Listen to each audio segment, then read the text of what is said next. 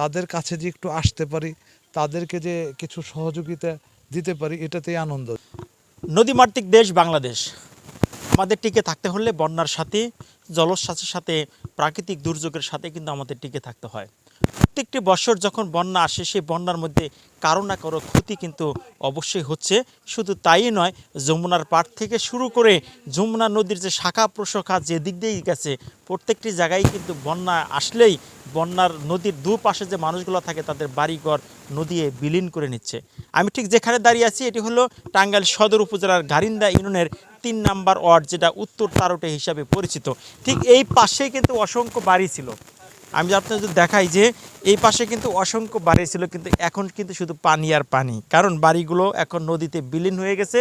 এবং যারা দুই একজন আছে তারা কিন্তু সে বাঁধের উপর দাঁড়িয়ে তারা অবস্থান করছে, তবে সেখানেও নিরাপদ নয়, সেখানেও কিন্তু যে কোনো মুহূর্তে ভেঙে যেতে পারে। দেখেন এখানেই একটি বাড়ি ছিল, সেই বাড়িটা কিন্তু ভেঙে গেছে।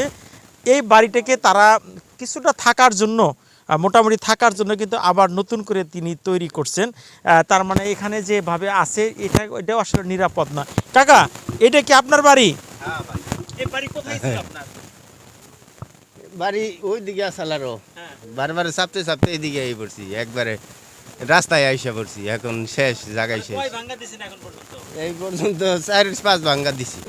আব্দুল জলিল মণ্ডলের বাড়িটি কিন্তু এখন নদীর গর্ভে চলে গেছে। এই যে ঠিক আমরা যেখানে দাঁড়িয়ে আছি, এটা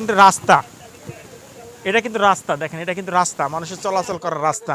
সেই রাস্তার উপরে কিন্তু তিনি এখন একটু অবস্থান করছে। আর এই পাশে যদি দেখাই, দেখেন এই পাশে কিন্তু একটু বাড়ি ছিল, সেই বাড়ির কিন্তু বাইরের যে ওয়ালটা, সেই ওয়ালটা কিন্তু ইতিমধ্যে চলে গেছে। বর্ষা আসে তখনই কিন্তু ঝিনাই নদীর যে ভয়াবহ রূপটা, সেটা কিন্তু আমরা দেখি। কারণ দেখেন এই পাশে অসংখ্য বাড়িঘর ছিল, কিন্তু এখন কিন্তু কিছুই নেই। গাছগাছরা যেগুলো আছে সবগুলোই কিন্তু এখন পানির নিচে এবং ভেঙে গেছে। গারিন্দা ইউনিয়ন পরিষদের চেয়ারম্যান তিনি কিন্তু আজকে আসছেন কিছু ত্রাণ দেওয়ার জন্য, কারণ এই বন্যার মধ্যে মানুষগুলো আসলে অনেক কষ্টের মধ্যে আছে। যদিও তাদেরকে তাদের চাহিদা মোতাবেক না দিতে পারলেও মোটামুটি তাদের শুকনো খাবার নিয়ে কিন্তু আজকে তিনি আমাদের মাঝে হাজির হয়েছেন। আসে সবসময় যে বাড়িতে আসছিল আসে না, তারপরে ফোন দিয়ে খবর বার্তা নিছে, পানি আসলে তারপরে যে কোনো সহযোগিতা আমরা পাই। মেম্বার সেই আমরা আছি, দেয় আসে দেহে আর বছরও দিছে, খাইছি আমরা। মেম্বাররা খুব বই করে আঙ্গনকে দিছে, এটাই খুশি এই সময়।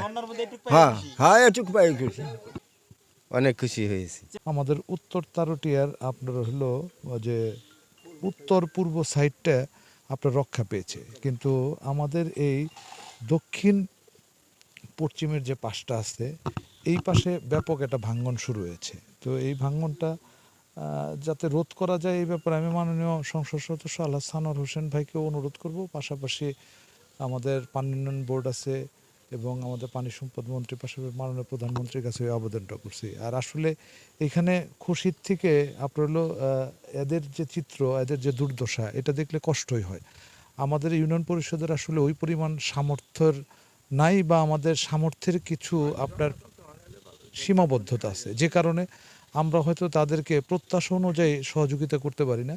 তো তারপরেও চেষ্টা করি যে তাদের পাশে থেকে অন্তত কিছুটা হলেও দুর্দশা লাঘবের জন্য আমরা যাতে তাদের জন্য কিছু করতে পারি। এটুকু সামর্থ্য আছে, সেই সামর্থ্যের সীমাবদ্ধতা থাকা সত্ত্বেও তাদের কাছে যে একটু আসতে পারি, তাদেরকে যে কিছু সহযোগিতা দিতে পারি, এটাতেই আনন্দ। ব্যাপক পরিষদে এই দুর্দশাগ্রস্ত মানুষকে সহযোগিতা করি। আমাদের মূলত এই নদীটা উত্তর তারটিয়া হয়ে আমাদের এই সুরুজ হয়ে রানাগাছা পর্যন্ত আসলে মূলত বিন্নাহালির ওই একটা অংশ দিয়ে গেছে নদীটা। তো এইটুকু অংশেই মোটামুটি আসলে নদীর পাড়ে অজস্র মানুষ আছে, তাদের জমি জমা আছে। তো তাতে দেখা যাবে যে কমপক্ষে 500 থেকে 600 পরিবার এরকম আপনারা এই নদীর পাড়ে বসতি, এবং তারা অত্যন্ত আপনার দুশ্চিন্তাগ্রস্ত যে কোনো সময় হয়তো তাদের বাড়ি নদীগর্ভে বিলীন হয়ে যাবে। এটার ভাঙনটা আরও ব্যাপক আকারে ছিল, কিন্তু গত বছর উনি অত্যন্ত ভালো একটা ফলপ্রসূ উদ্যোগ নিয়ে আমাদের এক অংশটাকে রক্ষা করছেন। তো এখন আবেদন জানাই যে একটু যদি সে আমাদের নদীর যে দক্ষিণ পশ্চিম পাড়টা আছে, এই পাড়টা যদি স্থায়ী বাঁধ না দিতে পারলেও অন্তত অস্থায়ী বাঁধটা যদি বিন্নাহালি পর্যন্ত করতে পারে, তাইলে হয়তো বা ভবিষ্যতে আর কোনোদিন আমাদের নদীর পাড়ের মানুষগুলোর এই দুঃখ দুর্দশা থাকবে না ইনশাল্লাহ। আমাদের সবাই বাড়িঘর ভাঙিয়ে নিয়ে কত কত কিনে গেছে গা, এখন আমাকে যে জানাবো গা, এটা পরিস্থিতি হয়ে গেছে গা। আর তার মানে থাকার কোনো উপায় নাই, জায়গাও তো রাখবো ফাঁকে, কোনো জায়গার রাখা আসি না। এই যে 30 ডিসেম্বর যাকে মানে বাদ থাকলে আমাকে তো ক্ষতি হতো না, আমরা তো বাড়িতেও থাকতে পারি না, টয়লেট মাল সব তোলায় যায়, তারপর আমাকে খেতে যা বাদ করি এগুলো আমরা কিছুই খাবার পারি না। সপ্তাহ বেশি মনে করেন যে এইটুকুই বাপের শেষ সম্বল ছিল, সব গেল, আর কোনো জায়গায় মনে করেন কিছুই নাই। যদি একটু কেউ অনুরোধ করে কিছু করে দেন আমাকে অনেক উপকার হবো।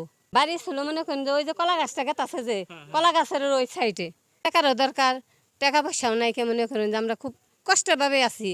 পারতাম হবো ফেলাই দিলে যেটুকু আছে তাও মনে করেন থাকতে পারবো। আমার ওয়ার্ডে নদীর পার কমপক্ষে 20টা বাড়ি তাই তো বিলীন হয়ে গেছে গা। তারা বিভিন্ন জায়গায় বিভিন্ন আত্মীয় স্বজনের বাড়ি বা ভাড়া টাড়া থাকে, তাদের বাড়ি করার মতো আসলে সমর্থন নাই।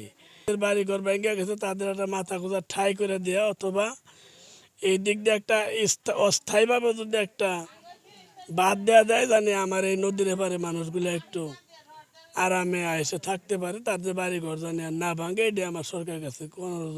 এই বাড়িটুকুই আমাকে সম্বল, আর কিছু নাই। যদি বাড়িটা যদি ভাঙ্গা যায়, আমাকে কোনো জায়গায় যাওয়ার জায়গা নাই। দাঁড়িয়ে আছি নদী ভাঙ্গনের একটি গাছের শিকড়ের উপরে দাঁড়িয়ে কথা বলছিলাম। এই গারিন্দা ইউনিয়নের 3 নম্বর ওয়ার্ডের যে সুরুজ উত্তরপাড়া যে গ্রামটি আছে, যে গ্রামটি হলো আপনার ঝিনাই নদীর কবলে পড়ে গেছে।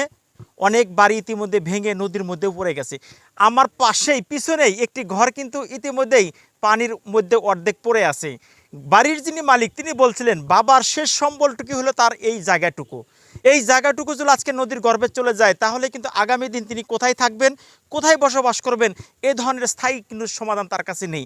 কারণ যেখানে আমি দাঁড়িয়েছি এখান থেকে মোটামুটি বলা যেতে পারে 50 আরও 100 ফিট পূর্ব দিকে কিন্তু এই বাড়িটা ছিল। আজকে কিন্তু ভাঙতে ভাঙতে ভাঙতে ভাঙতে শেষ প্রান্তে এসে পৌঁছেছে, এবং শেষ প্রান্তে পৌঁছে আসার পরে যখন ঘরটি পানির মধ্যে পড়ে আছে, তখন কিন্তু তিনি উঠাতে পারছেন না টাকার অভাবে। কারণ তার যদি জায়গা থাকতো তাহলে অবশ্যই অন্যত্র চলে যেত। তিনি বাবার বাড়ির ভিটা অর্থাৎ বাবার সম্পত্তির উপর তিনি থাকছেন, চাচ্ছেন না বাবার ভিটাটুকু তিনি শেষ সম্বলটুকু হারিয়ে ফেলেন। মাননীয় প্রধানমন্ত্রী এবং মাননীয় টাঙ্গাইল সংসদ সদস্য আল্লাহ সানার হোসেনের কাছে তাদের একটি মাত্র দাবি, এখানে যেন ব্লক ফেলে এই নদীর ভাঙ্গনের রক্ষা থেকে তাদেরকে রক্ষা করতে পারে। কারণ এখানে ব্লক ফালাইলেই কিন্তু এই নদীটা ফেরত যাবে, এবং এখানে আর নতুন করে ভাঙ্গার আর কোনো সম্ভাবনা হবে না। কারণ ইতিমধ্যে আমরা বেশ কিছু জায়গায় দেখছি যেখানে নদী ভাঙ্গন সৃষ্টি হয়েছে, সেখানে ব্লক দিয়েছে, জিও ব্যাগ দিয়েছে, অনেক কিছু দিয়ে কিন্তু সেই ভাঙ্গনটা রোধ করা গেছে। কিন্তু আজকে আমরা যেখানে দাঁড়িয়ে আছি এখানেও যদি কিছু ব্লক এবং জিও ব্যাগ ফালানো হয়, তাহলে এই এলাকার মানুষগুলো কিন্তু বাড়ি ভাঙ্গন থেকে হয়তো আগামী দিন তারা রক্ষা পাবে।